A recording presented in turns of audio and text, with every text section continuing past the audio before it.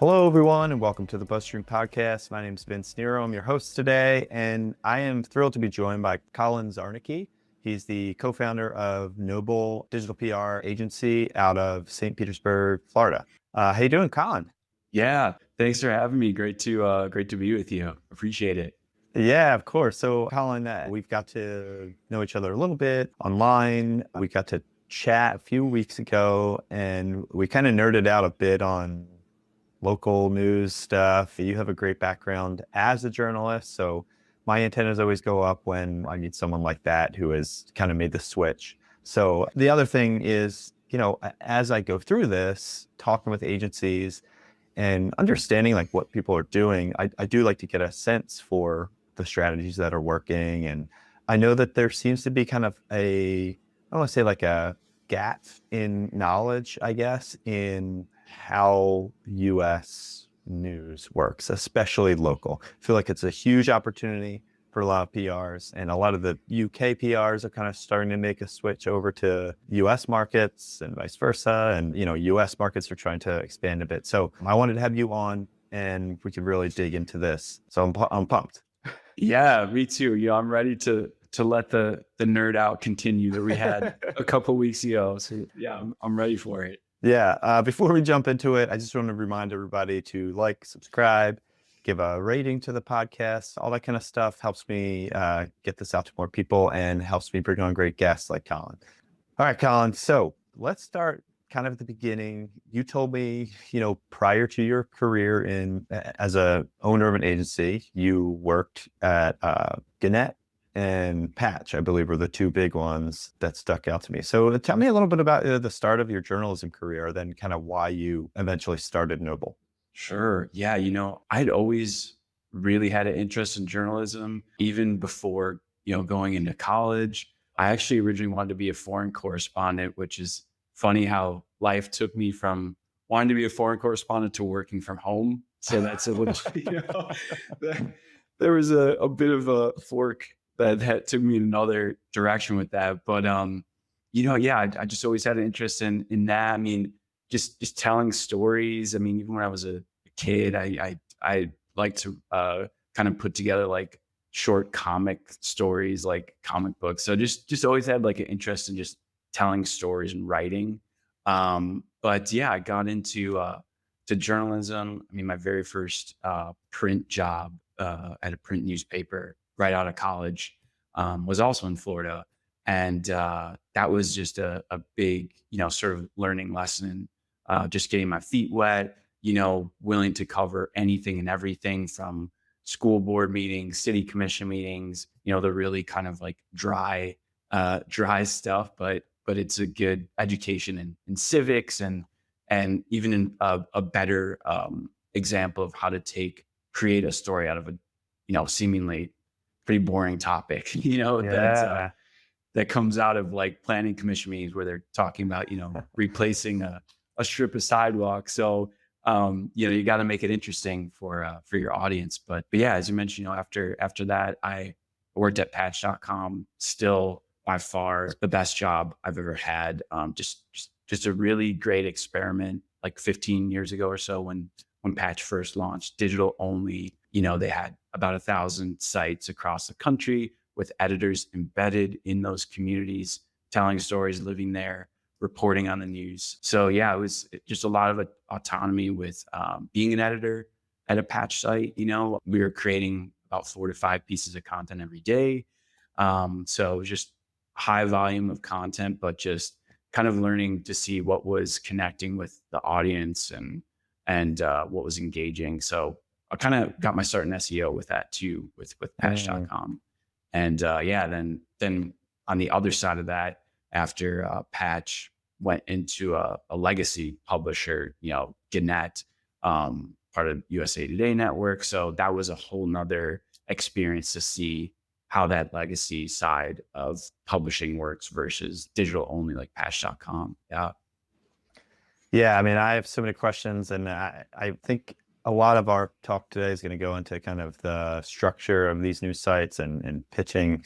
But tell me too, like, so why did you end up starting the agency? Was it just you wanted to change Yeah, I shifted from journalism after Gannett. It was my first attempt at starting a business. I launched a hyper local news site in Nashville, and that's actually where the name Noble originated from. It was Noble Nashville, and it was sort of like along the same vein as like a eater.com. Oh, cool. Yeah, like hyper local, focused on like core demographic was like, millennials. At the time, Nashville was really exploding with a lot of people moving to the area. So trying to attract that audience with things to do, lifestyle, restaurants, that kind of content. But as I found out, it was very difficult to monetize that in a sustainable way, which is part of the bigger story of where we're at right now with the whole news landscape. But yeah, and then after that, got into digital PR. I was a director at an agency, so worked in got my start in digital PR there, and worked for about 5 years at that agency, and then decided to launch Noble about 2.5 years ago. So it was kind of the long journey to get to Noble. Yeah. Yeah, that's awesome. I mean, one of the things I like to ask people who have done that switch is how your journalism background has helped your work in an agency. I feel like there's always good stuff you can pull out of that. So I'd love to hear your thoughts there. Yeah, definitely. I think, great examples going back to most digital PRs that I work with and most that I follow on LinkedIn and follow their work closely.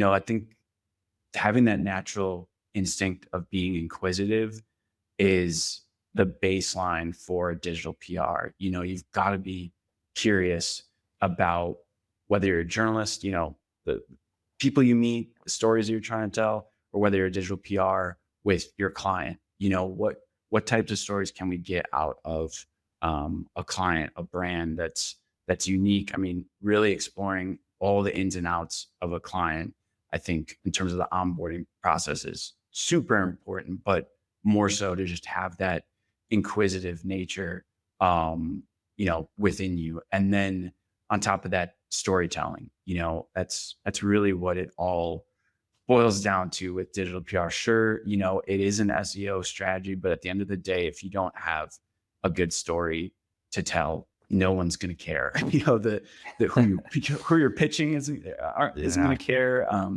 The brand's audience isn't going to care. So yeah, it's really about finding that story that is going to resonate with both the brand's audience and then also, a journalist in the news media. So yeah, I'm going to circle back to that because it's something you said earlier, right? The boring industries, the local, hyper local stuff, and how important it is to tie into those. So, but before we do that, I want to get your take, gut check my inclination that local news sites in the US, at least to me, appear to be kind of an untapped market or underutilized market for link builders, digital PRs, whatever you want to call them in the US.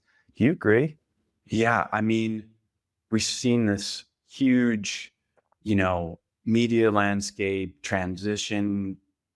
I mean, going back probably more than 20 years, really since the start of the internet, you start to see this decline of, print subscribers and how can we monetize our audience digitally. So, I think in terms of being able to tap into specifically local news and having a local angle within your campaign is just going to maximize your ability to pitch to those different outlets, whether it's a rankings piece, some type of city index, or even an analysis of an existing, government data set that you can basically serve up to a local newsroom that might not have the resources or the time to dig into that, to put that together, because we've seen this huge change in media landscape with consolidations and buyouts and layoffs. So, I mean, if you can act as an extension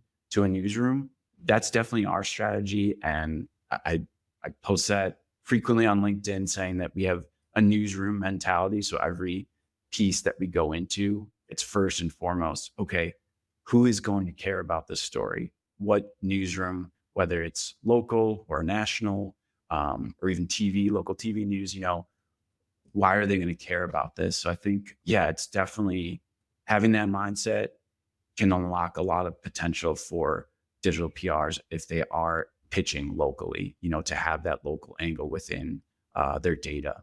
Yeah, I mean, this strikes me as such a scalable approach for any of these sites that have location-based services. So like from the rental companies, like the VRBOs of the world, or, rent car rentals, or, all that kind of stuff, to, yeah, any, like, I remember working in an agency, and I still do, freelance work. Like, people would say, we're thinking of getting into whatever city, expanding this into whatever city.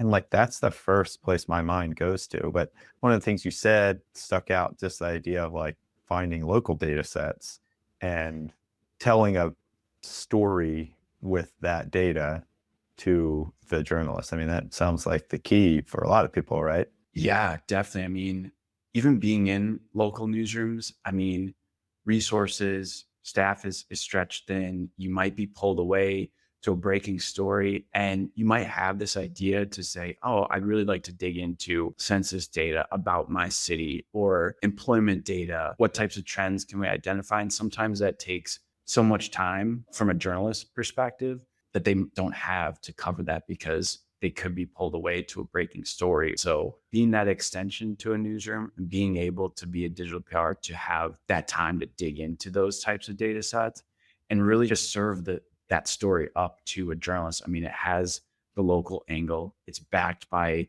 really good data. If it's a government data set or maybe even pulling a FOIA request. I mean, there's a lot of different ways you could tell a local story. But yeah, being able to do that can really benefit, obviously, you and your client, but the journalist as well, and could create a long-term relationship where, there's been times where it's like, oh, this is great. Do you have anything else coming down the line that is similar that you could pitch us? Yeah. Right.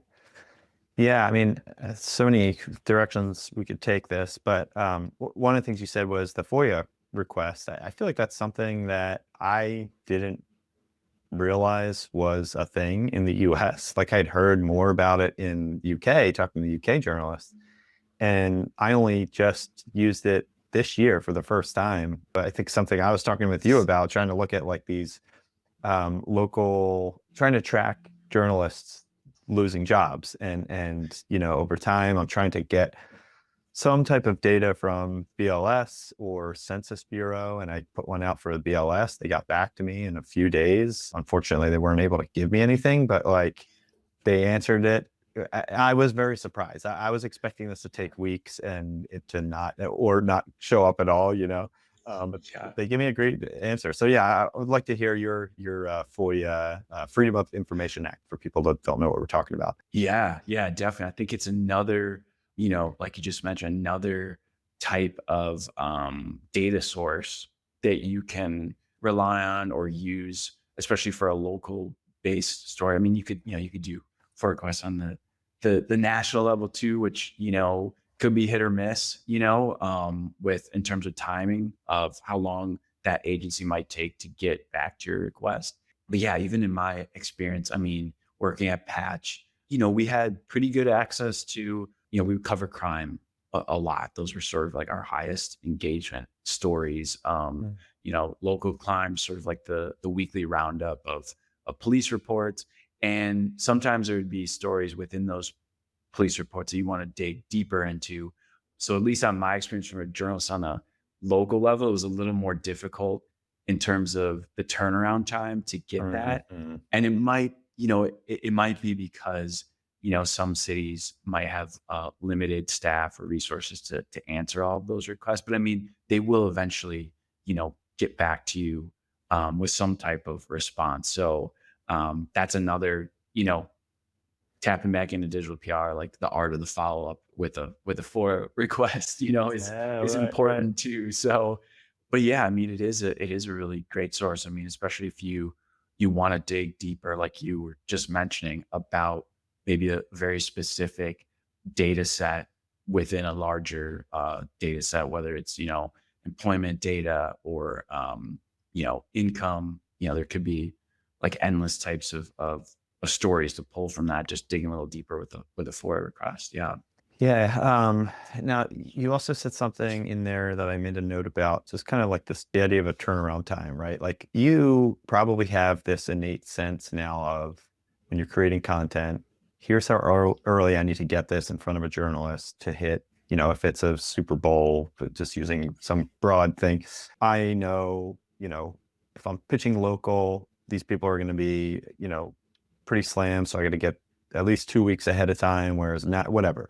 But can you speak a little bit to kind of those lead times, especially in local news sites, and if they differ at all from the nationals? Yeah. Especially if you can time it or tie it to, a timely angle, that is going to help you in the sense of almost creating urgency around your pitch. Not only is this important because it mentions your city, it's got great data about your city, but this is a timely angle that, is very newsworthy. So if you have, 2 or 3 of those elements, that is really going to help your pitch land, or at least have a journalist get their eyeballs on it, and potentially run it. So yeah, I mean, I always try, even though it is hard, especially depending on the brand that you might be working with, your client. Obviously, on their end, they might have different levels of approval process that the idea has to go through, which can potentially like hinder how long it takes to get your campaign done. So first and foremost, going in with that mindset, okay, how long does the approval process take on the client's end? So once you have a good sense of that, from there, you can time the idea. Okay, oh, we know that, this client might take a little longer, but this will line up really nicely with the Super Bowl or with summer travel coming up. So I always, I mean, I always try to have some sort of timely angle with that. If we can't do a reactive piece of something that's happening right now, timing it with a holiday, with something seasonal is really going to help your campaign land, especially if you're pitching local too. Yeah. Yeah, I love that. Just kind of put that in the ideation kind of equation when you're coming up with an idea. It's like, what's the local angle? What's the timely angle? I feel like those two, if you can check those two boxes, you're going to do pretty well when it comes to at least finding angles to pitch. Yeah, definitely. And even getting more granular with, the timing of your pitch. Let's say there was a Super Bowl idea that you were trying to pitch out.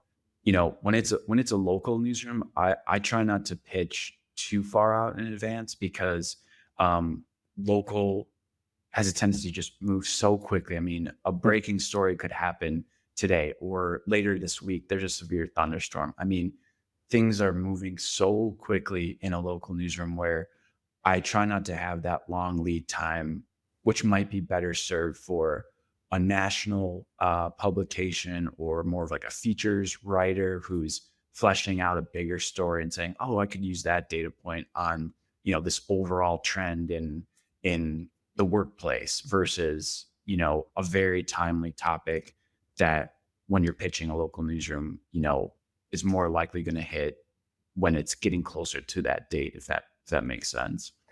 Yeah, for sure. I think that the thing that stood out to me too was this idea of like a features writer versus someone who's looking for kind of like breaking news or a timely news story. We talk about this a lot in house and kind of how this ties into how digital PR overlaps with SEO, and the idea that like say you have a piece that you want to pitch, you're looking at backlinks that a similar post might have gotten, and what you end up coming across a lot of times is like journalists who will kind of organically mention a study done by, maybe it was your competitor.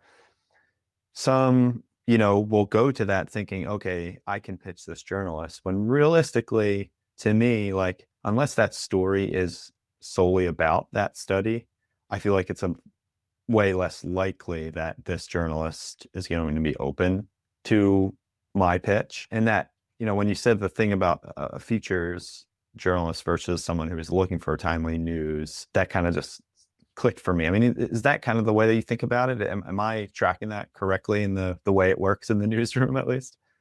Yeah. I mean, I think one topic or, coverage area comes to mind with this is like health and beauty writers, where not all the time, but they might have sort of a longer lead time for stories, especially if you're pitching a freelancer. Like, let's say there's a freelancer who writes for Cosmo, that is not an in-house staff journalist, but they frequently write for Cosmo. And you have to keep in mind too that there's another step of the pitching process, because you're pitching them and then they have to shop the story around. So it's like it's like another layer of pitching, where I think that's a great example of like that extra lead time that you need to buffer in with those types of writers, whether they write for health and beauty, or even workplace writers that might write more about like overall workplace trends. Now the kind of the shift of going return to office, like taking a step back and like, let's look at this bigger trend as opposed to something that's happening right now immediately. Yeah, I always try to buffer more time when pitching to freelancers or when pitching to specific verticals, like health, beauty, things like that. Yeah.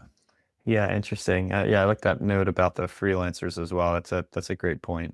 They have to pitch their editors, or they have to pitch their story as well. I was talking to a UK journalist on the podcast, and she was, kind of talking about that, where it's like, I have to be just as good at pitching it as you guys do. Yeah. It's so interesting to relaying that to clients sometimes, where, you've got sometimes there's an education process involved with that too, where you're saying, well, for this particular story, there might be longer lead time because it lends itself more to pitching, those freelance writers. So that's a whole nother sort of conversation education process to have with clients too, about those types of stories. Yeah. I mean, and would you say on average, like the freelance writers are the ones who are not looking for that breaking news, right? They're looking for more of the story, like the larger trend story around certain topics. I'm just trying to think of like, trying to make this real for someone who has say a city index study they want to pitch to, a Nashville pub or something. Like, should I be looking for the person covering local Nashville news, or should I be looking for the person who's writing about, trends around Tennessee, or where do you kind of draw that line? Yeah. If I have a campaign that is an index or some sort of city-based like data within it, first and foremost, I definitely go directly to Nashville. Would be great, great example.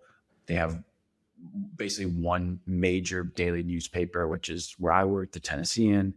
And then from there, look at any local TV stations in that area. So primarily if it's a big city, it's going to at least have an NBC, CBS, ABC, Fox affiliate, maybe a CW you might find. But those are, the big four that are pretty much going to be in every city. So I start with those, a print/digital newspaper, and then a TV affiliate within that city, or even maybe in the surrounding areas. Maybe like a Pittsburgh.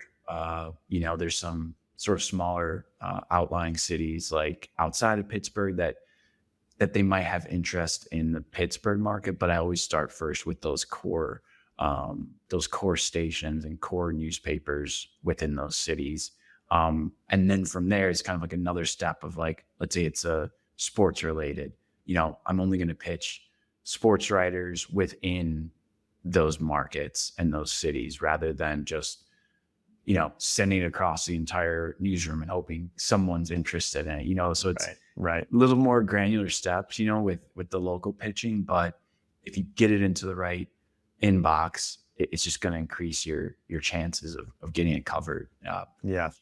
You mentioned kind of the way it's broken down typically is like, there's probably going to be some type of local representation, might be a online newspaper, and it also could be TV stations, the NBCs, Fox, CBS, ABC, Yeah. So, yeah, I mean, when you break it down like that, I mean, it seems pretty simple, right? But I guess then you get into these areas where it's like, okay, what if there isn't coverage? Do you go to, I mean, radio is also another one I think that's big, right, in the US. Are there other options outside of those three? Yeah, radio too. I mean, it's really interesting too of like just the consolidation. And, I'm sure, people have seen that map of just how few companies own, basically news publishers, whether it's digital print or TV, local TV broadcasts. It's really a kind of a small list of companies that own all of those. So yeah, I mean, looking at those, and then in terms of radio, really, iHeart is definitely a big one. They have, obviously like stations in pretty much every country or every city across the country. So that's another option to look into. I mean, iHeart can be a good source to have stories syndicate, especially if they have one, maybe in your index ranking, you have several cities that also are part of the iHeart network or wherever they have iHeart radio stations. So they can look at it and say, oh, we could run this in Nashville, Chicago, Detroit, where we have stations. So there's oftentimes where that has potential to syndicate even through radio. And iHeart too, I mean, a lot of because it's part of that iHeart network, the domain authority is really, I believe it's in the like low 90s for iHeart.com. Yeah. So I mean, that can be a great, a lot of people won't think of radio because they associate it, with actual audio, but I mean, they have digital components, online components to like iHeart and other stations. So yeah, that's another great option to pitch. And then there's still patch sites throughout the country. There's Axios.com has a local arm that is in, I want to say, at least a couple dozen cities right now. And then some newer ones I've seen. One's called 6 a.m. City, which is in a few cities across the country. So if you dig close enough, like you can kind of find those maybe secondary tier local news sites. Yeah. Do you feel like on the one hand, a local news site that doesn't have a lot of coverage options, or sorry, like a city that doesn't have a lot of coverage options may seem more appealing in that they don't have a lot to write about. So, at least that's the digital PR mindset, the SEO mindset with a lot of these like city studies. It's like, you're leaning on the fact that you're featuring this city. Your city was named the best, whatever, walkable city. But in the flip side of that is they might be inundated with requests. They might not have a huge newsroom. They might not have a lot of journalists being able to cover the news that's happening. So a day might be covered by a major thunderstorm and a car crash or something's blocking the highway. Like, do you find that where should we? Is it the glass is half empty or half full? Yeah, I mean, I not to give a non-answer, but I feel like it's like it's just at the halfway mark where it could really go either way with what we were mentioning earlier about just the continuously changing media landscape where you have Medill's I think they said last year on average about 2.5 newspapers were lost per week. And granted, not all of those have a digital side to it, but it's part of that bigger story of the consolidation of local news and how that could either be, a negative for digital PRs in the sense that those local news sites inboxes are getting more and more crowded, with pitches, But then on the plus side, going back to what we said, is that you can be an extension of their newsroom if you've got that really great pitch that hits all the right notes. I mean, a lot of times when I pitch local too, I know there's hesitation with writing long pitches, and which I don't, we don't do a full blown sort of traditional 1-page press release, but I try my best to write it in the style of a news story, specifically for a local news site, because I feel it increases the chances if a journalist is in that local newsroom where it's short staffed, thinly resourced, they got a great pitch, and like I could pretty much just really pull this, and I don't really have to make a lot of changes to this pitch. It's got a great lead. It's got a good hook with the data. It's timely. I lean on that a lot with local pitches. Just almost the pitch is kind of a condensed story version of the news story itself, and I feel like that helps. Yeah.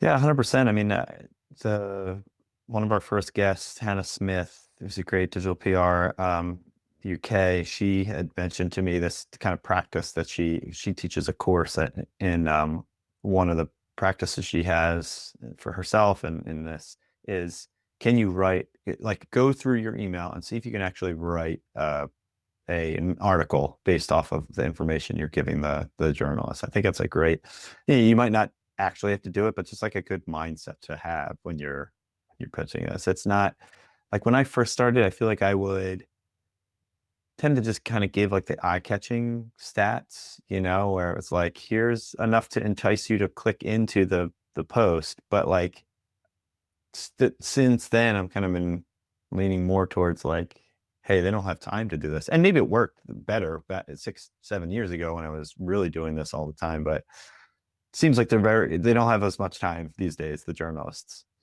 So yeah, I mean, even local TV news, it's almost a weird, I don't want to call it a game, but when I'm writing out a pitch, especially specifically for local TV news, I read it in the voice of a news anchor, That's great. Yeah. Can I envision this, Yeah. So you kind of put on your anchor voice, and I mean, even you have to read it out loud when you're here. I mean, in the morning, I have a streaming app that basically has it's local Fox affiliates for pretty much every major city, like LA, Dallas. And I'll just have it in the background because it's a good sort of training to know not only what they're talking about, but how they're talking about it and how you can incorporate that in your pitch. So yeah. Yeah, what are they leaning into from the story? Yeah, that's great. This kind of brings up a good point. I mean, you mentioned the pitching TV. How does if at all, how does your pitch process change based off of pitching local versus national, or like radio versus TV? I'm curious about the intricacies of some of that. Yeah. I mean, even basically similar to what we were just talking about in terms of how your pitch itself looks, and how that differs from, maybe pitching local to a national. For national pitching, I personally lean more on those bullet points, those quick, rather than trying to write a story in the pitch. I've got a hook and then some key data points, because I feel with national writers, it's more of like, I don't want to guide them specifically to think of this story in one way. I want to guide them to think of, here's the data and how could that journalist apply it to maybe several different angles, rather than really trying to chisel it down. I give them, just the facts, and here's why it's timely, and they can do with it and cover it how they see fit, Yeah. And that I just kind of had an aha moment too, thinking, when you compare the US to the UK, I think a lot of the UK PRs that I speak to have that mindset of like, give the journalists everything they need, because the UK, most of the areas are very similar to local news in the US. They're hyper localized, and they probably don't have a ton of time. Everything moves quickly. The journalists are getting laid off. So it almost feels like kind of a microcosm setup kind of the US local, states versus nationals, the national pubs. That's an interesting thought there. Collin, tell me a little bit more about the idea of like a network site like Patch and, like a local, the local Tennessee site, like a local Memphis site or something. Yeah. How does it work? How's it structured? How do you change in the pitching? Anything like that? Yeah, I think that's another really important topic too, just the structure and the hierarchy of local newsrooms, whether it's a digital only like Patch or a legacy publisher like Gannett or McClatchy or Lee Enterprises, or TV news. They all sort of have different hierarchies in terms of who you want to pitch and, where it's just a waste of time to pitch to. So a site like Patch, I would say even if you're pitching maybe for the first time to a local outlet, first and foremost, like going to their about page or staff page, just to get a sense of how big is this publication, really do your research in that sense and understand, is this like a one-man band operation? Do they have a regional editor? Getting a sense of who's going to be the best contact to pitch is first and foremost the best way to start your local pitching process. But yeah, for local TV news, there are a lot of different structures where you'll have, a news director, an executive producer. They sound like someone you want to pitch to, but they're overseeing, the entire newsroom operation. They're not focused on those individual stories. So looking for more context, like a producer or a digital producer or a reporter who has specifically covered the topic that you're pitching. Those are the contacts you want to look out for. Instead of a executive producer or someone who's really overseeing the entire newsroom, that it's just not part of their day-to-day to look through pitches. Yeah. What about like a radio site? I know typically it's like they have a tip line and that's usually it. You could dig to find like the anchor.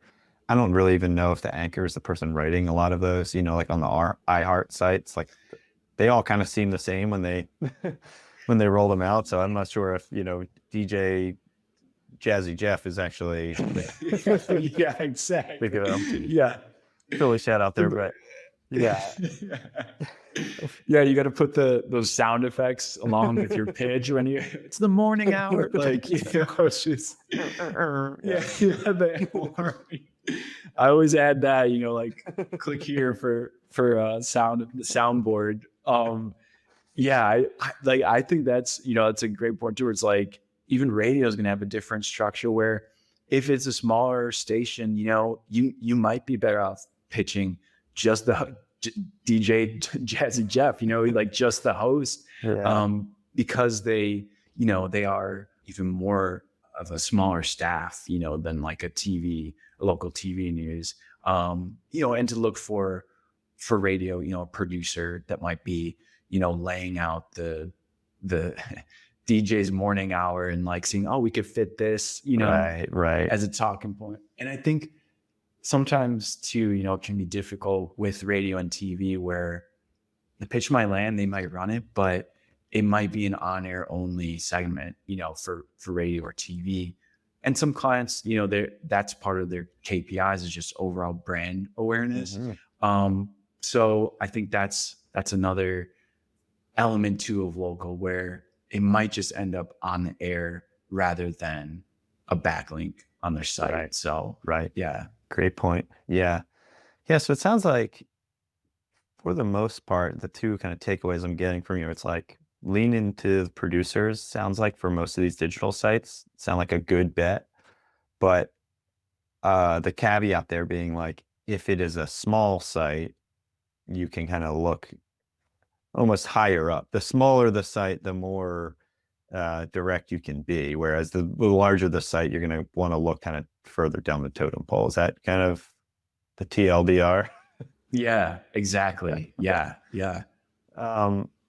Do you ever pitch like the tip lines or anything? Is that useful? Sometimes, especially with local TV news and even, newspaper like Gannett, they'll have a sort of assignment desk, contact. And I use those sparingly because I feel that, at least in my experience, every newsroom could be different, but sometimes that pitch might be going to everyone, every reporter there. So it just depends on that newsroom and where that inbox is going.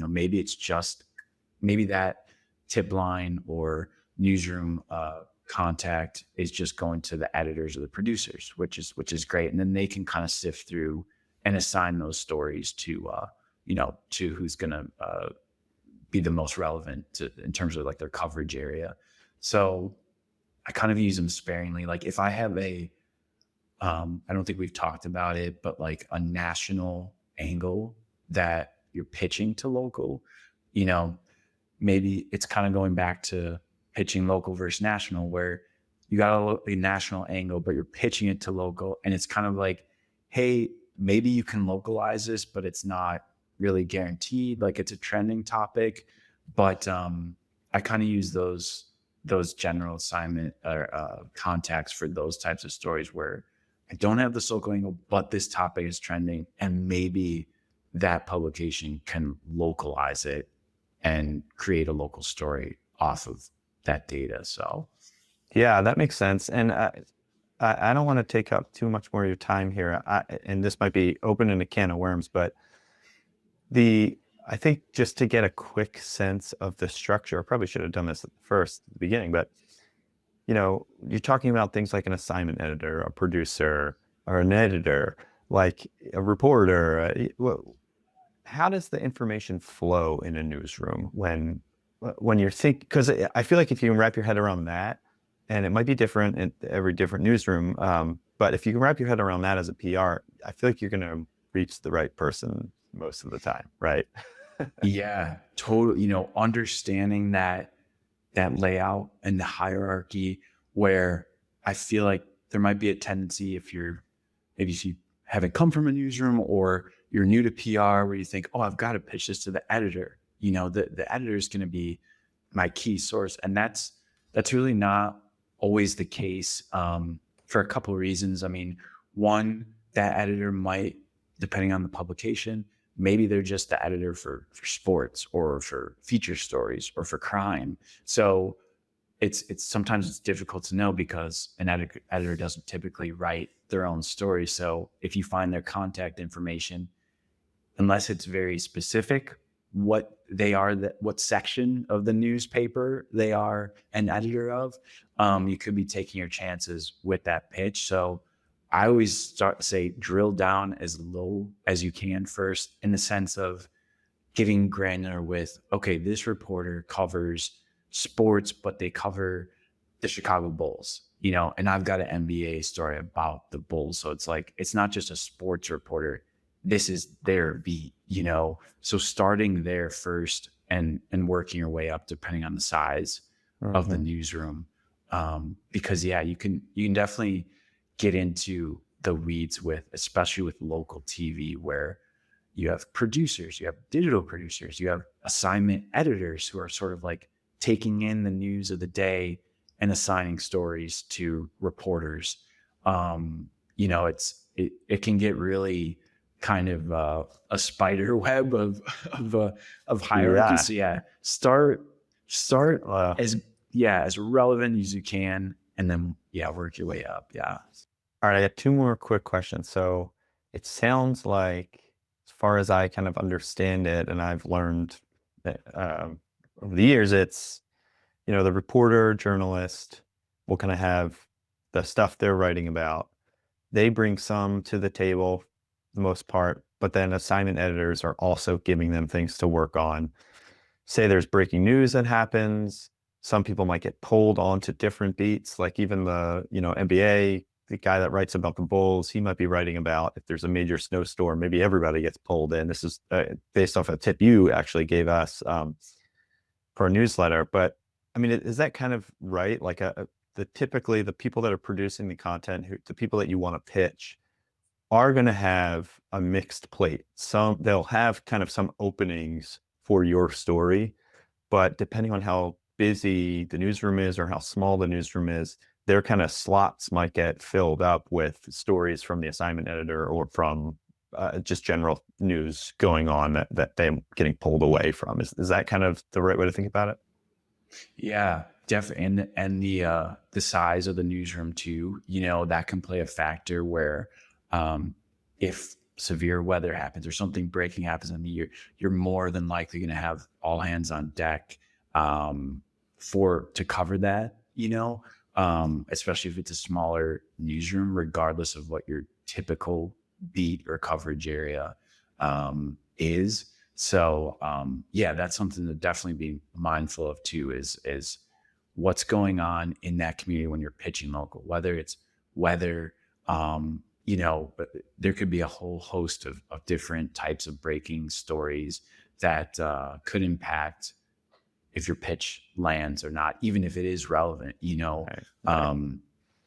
So definitely something to be aware of, especially as newsrooms continue to consolidate and change in the local media environment. Yeah. I mean, I even remember looking at someone, I was about to pitch them and I happened to look at their Twitter and it was like, I'm out for a week because I'm getting a root canal or something. And I was like, yeah, like it gives me an in to reach out to them later. Like, I hope everything went well with your root canal. And they're like, oh, great. But, being aware of that kind of stuff, I think is, it's just kind of thinking outside of, it's easy to put blinders on, right? So thinking outside of your pitch and thinking of journalists as people and, they have other things going on. They have tasks in their newsroom and, personal lives.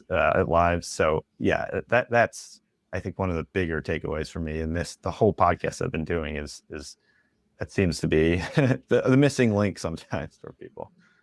Yeah. And even refreshing your media lists, especially for local, where you might have someone who's maybe their beat has changed in the past couple of months.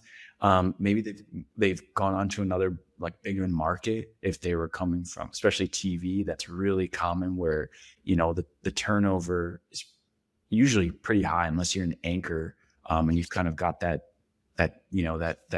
you've worked up to that position. Because more often than not, journalists are, they're trying to make it to a bigger market, especially TV reporters. So yeah, that's something to keep in mind too, is like maybe that person is no longer in Chicago and they're in San Diego now, just in the past couple of months. So keeping an eye out, for that too, just the changes overall in staffing for the newsroom. Yeah, that's great.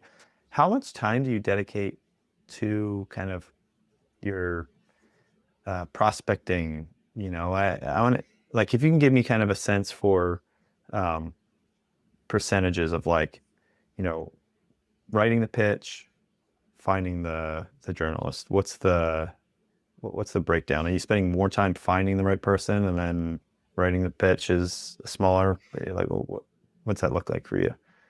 Yeah, definitely more time finding the right journalist. And I mean, it might be different, for other digital PRs where depending on where strengths are. I mean, to me, especially coming from Patch, we were churning out so much copy. I mean, we're talking 7 days a week, at least 4 or 5 pieces of content every day. And some of those were UGC, some of them were, repurposed like roundups, but still, it's still new content. And so it was very consuming. I think that repetition, at least for me, helped know how to start a news story with a strong lead and a hook. So I mean, I guess I'm thankful in that area that the pitch writing itself doesn't take me as much time personally. Right. But on the other end, finding the right contacts is definitely the most time intensive, like from the pitch process itself. Finding those key contacts is can definitely be like really time intensive. Yeah. Well, this is great, man. We went a little over time, but I think it was worth it. I have a whole list of notes here, and looking forward to kind of typing this up when we get the transcription going, because I think there's going to be a lot of stuff in this talk that highlight some holes that people have in their knowledge, or at least I had when it comes to local news in the U.S. So thank you so much, Collin. Yeah, thanks, Vince. I really appreciate it. Where can people find you? LinkedIn is the best place, it seems like. Yeah, LinkedIn. And then you can also find our site at thisisnoble.co. Yeah, check out This Is Noble. I'll put all these links in the show notes. Check out all the great stuff that Collin's doing. Yeah, like you said, he's on LinkedIn. I'm sure he'd be happy to answer any questions. If you comment on the newsletter, comment on the video, any of that stuff, I'll make sure connect you with Collin if you have any questions. So thanks again. Just quick reminder, everybody, like, subscribe. If you like what Collin had to say, give this episode a 5-star rating. And just a big thanks again for watching, and a big thank you to Collin for joining us on the BuzzStream Podcast.